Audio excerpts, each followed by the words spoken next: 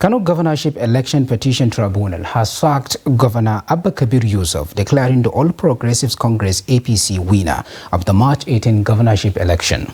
Chairman of the three-man panel, Justice Oloyemi Akintan Osedebe, delivered the judgment via Zoom. The court deducted 165,663 votes from Governor Yusuf total as invalid votes, stating that the ballot papers were not stamped or signed and therefore declared invalid. Idris Jibrin has a report. According to the presiding judges of the tribunal, the candidate of the new Nigeria People's Party, Abba Kabir, has not won the March 18 gubernatorial election based on evidence presented before the tribunal. The declaration by the returning officer was wrongly made.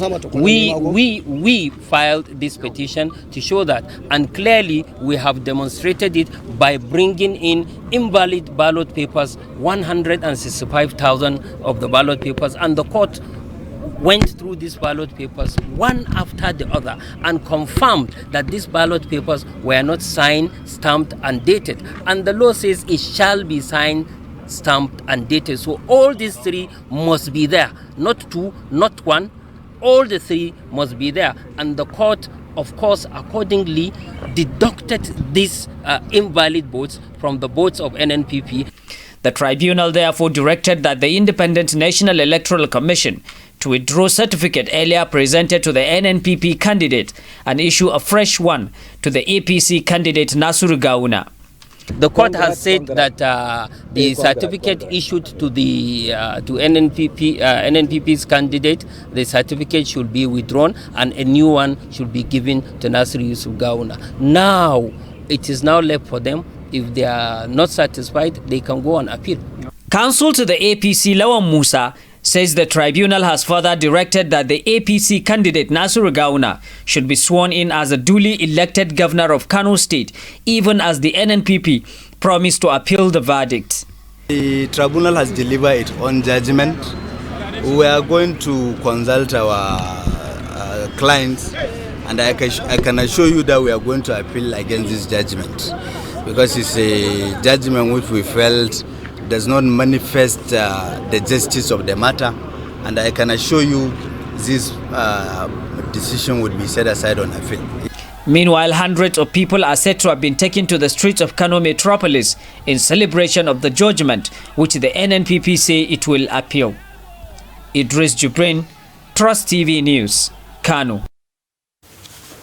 Now, Kano-based legal practitioner Abba Hikima joins us via Zoom to share legal perspective on the Kano Tribunal judgment. Thank you so much, Mr. Abba, for taking the time to join us on News Hour tonight. Thank you very much for having me tonight. Yes. Now, Mr. Abba, what's your take on the tribunal verdict that voided over 165,000 votes belonging to NNPP? Is that not an indictment on the part of INEC? And do you see this case going off to the Supreme Court? Well, like you heard from the counsel, shedding light earlier, you know, that was actually the finding of the court. I was in the court today when the court found out that such number of ballot papers were actually wrongly counted, and that same number of votes were also deducted from the total votes gotten by the incumbent governor of Kano State.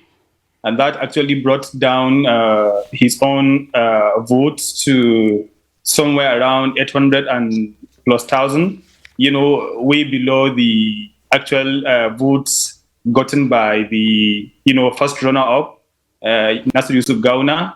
And it was on that basis that the court actually directed that Nasir Yusuf Gawuna should be returned elected, and he should be given a certificate of return, having scored the, you know, majority of local votes cast in the opinion of the court. So that was actually the finding. On the legal perspective on the judgment, some would say the verdict was comprehensive in view of the fact that the NNPP just presented one witness before the tribunal. What's your take on that? You know, generally and especially in election matters, one does not get to win an election or win a case generally on the weakness of the defense. You cannot rely on the weakness of the defense. You have to present your case credibly and competently before you can win. It does not matter whether the respondent has actually called any oral evidence or not. As long as the petitioners did not present their case well, then it is for, of course, the petitioners cannot get whatever relief they are asking the court.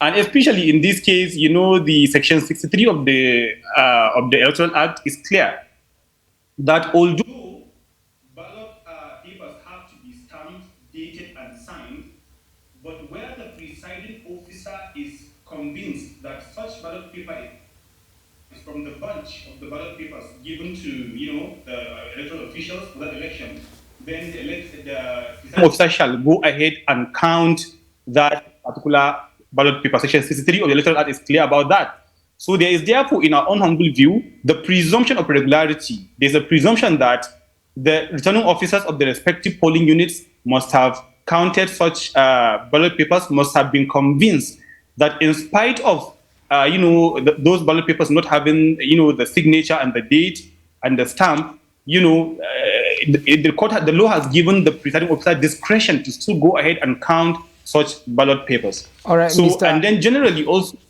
it is known that in the parlance of the legal parlance, discretion is also. All right, Mr. Abba Hikima, thank you so much for taking the time to join us and shed more light on the KANO Tribunal judgment.